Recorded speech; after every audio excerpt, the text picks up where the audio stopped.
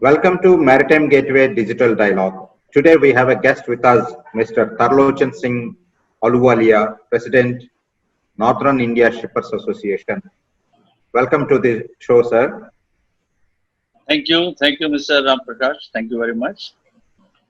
Let me begin by asking you, we spoke in the month of April when actually the severe impact of COVID on our business was showing up, and there were a lot of disruption in transportation, exports, imports, congestion at seaports, and all those issues. So after 3 months now, what is the scenario? What are the major challenges that now you are seeing? If I take it from this January, the last quarter of the last financial year, we witnessed 5% drop in that quarter because of the lockdown in end of the March. Coming to this financial year, in the month of April, there was a drop about 60%. In month of April, in month of May, it was 35%, and in month of June, it was 12%. So if I take the cumulative picture for the calendar year, it is almost 20% drop in the exports. The good thing is the decline has been arrested in the month of June. The 12% drop only in the June shows that the things are improving, and the months forward, our exports will be doing well. There are certain things those did well in this last quarter, and they are basically products like food, agri, chemical, pharmaceuticals,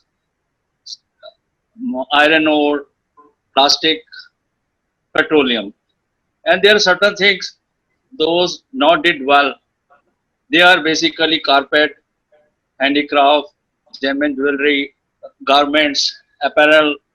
These are the areas where most of the people are employed. They are labor intensive sectors. So their demand is not coming. That is a variable sector for me. So Yes. when do you think this situation would likely to improve?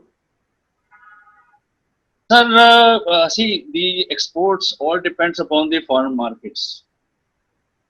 It is not in our hand. Our side, there are challenges toward the, maintaining the supply chain. The demand side has to come from the abroad. So the things are improving in certain areas, but still they are bad in certain areas. Now let me be specific. One is supply chain disruption. The last time when we spoke, it was a transportation issue. Road transportation affected badly. So did it improve? Second, how is the situation at the seaports? Sir, as far as the transport is concerned, I say I must thanks to the railway. They did very well. When the truckers were not able, trucks were not able, trucks were standing on the road. There was no transport available for bring import cargo from the port to the ICDs or to the factories, and sending cargo from the factories to the ports. That time they did very well. But road transport is still somewhere, it is between 50 to 70% because of the non-availability of the truck drivers. But on average, we can say they are performing somewhere around 60-65%. So the congestion issue also sorted out now?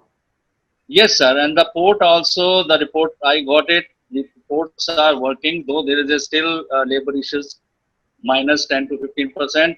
But considering the present scenario, whatever the export available, they are able to execute 100%. You are more into exports, I understand. Can you comment on imports as well? Sir, import scenario, the challenge is basically from the China side, where everyone is focused, But China, we can not apply a blind approach, We have to apply a calibrated approach to China, because we are getting two kind of the products from China. One is the general category, and the second is the essential and critical. So essential and critical we cannot stop. But there is one thing more, everyone says stop import from China. It sounds very good. Okay, we'll stop China. We will hurt China economically. But we are forgetting the China can also retaliate. When we will order essential goods and will not buy ready to buy the general goods, they may say, okay, sir, sorry, we cannot supply you. So we have to be little careful. I am told now the imports from Hong Kong are more. Yes, sir, you are very correct. Actually, when I take the picture, total scenario, I always consider Hong Kong export with the China exports. So this total comes to about $85–90 billion. So when we put restriction on China, the more goods will come from Hong Kong. We'll put more restriction on Hong Kong. It will move from Thailand, Vietnam, or other sites because we have a FTA there. Yes. How are the agri exports, agri commodities? So far, agri export is doing well. The last financial year, our export was about $39 billion. And I hope this year we will be able to maintain the same. And exceptionally, this area exceptionally did well in the lockdown period also. We were able to export. Yes, there is an issue from our side, which is the MSP. To support, to double the income of the farmers, we are increasing the MSP, So lot of our products are internationally not viable, not compatible. Even wheat, barley, millet, maize, all products which we were exporting 10 years down the line, we are not exporting anymore. Even the rice export, now it has increased. Otherwise, we were limited to the basmati rice. So, but this approach is, holistically is not very correct. I feel like this, if you want to increase your GDP, you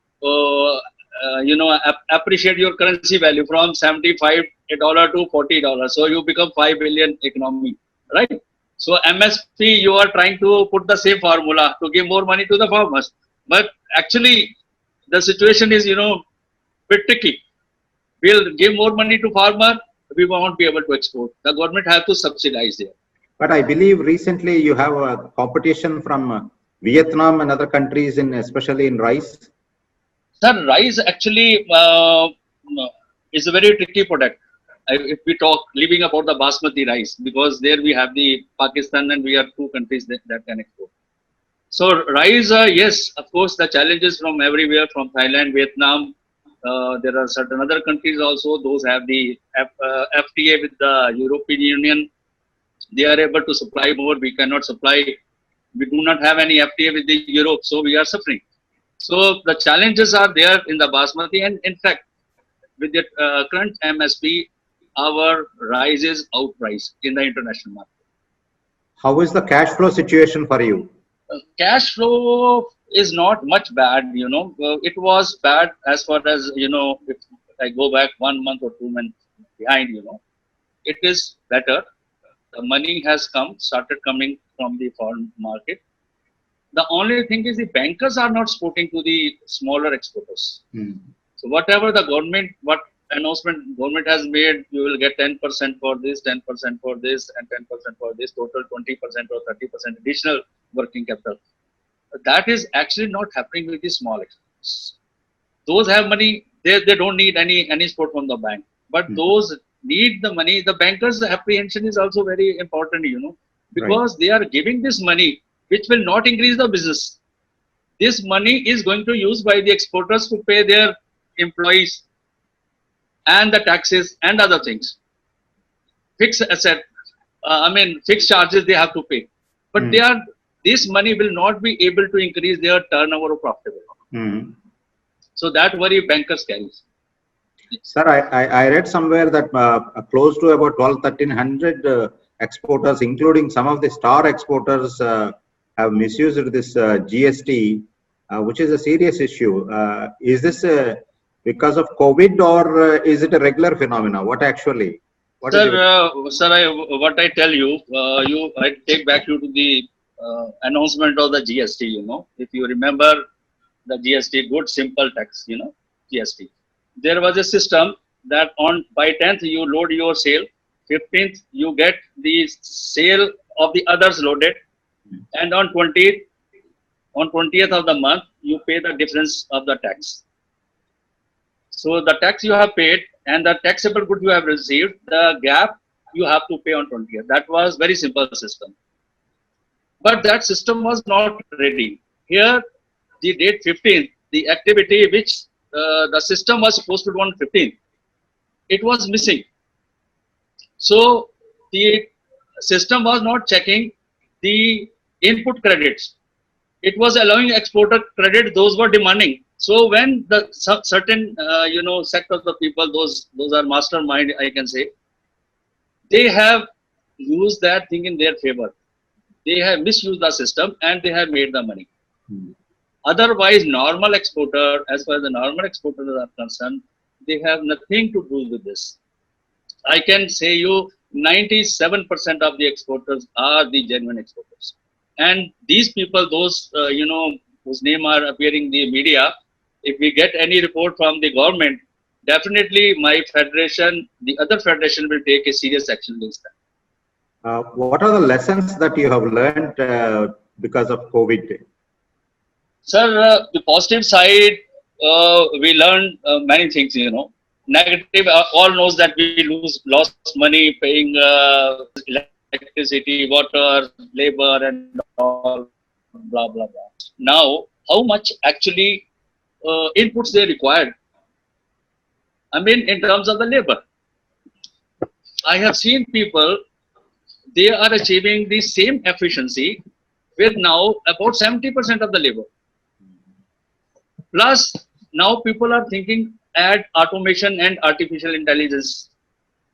So in one way it is good, your efficiency is going up, but the other things, the requirement of labor is going down. So the labor unemployment, it will not help to the unemployment, but it is definitely going to help to the industry to increase their efficiency. Thank you very much, Mr. T.S. Ahluwalia, for joining with us and sharing your thoughts this evening. Thank you very much. Thank you, Mr. Ram Prakash. Thank you very much.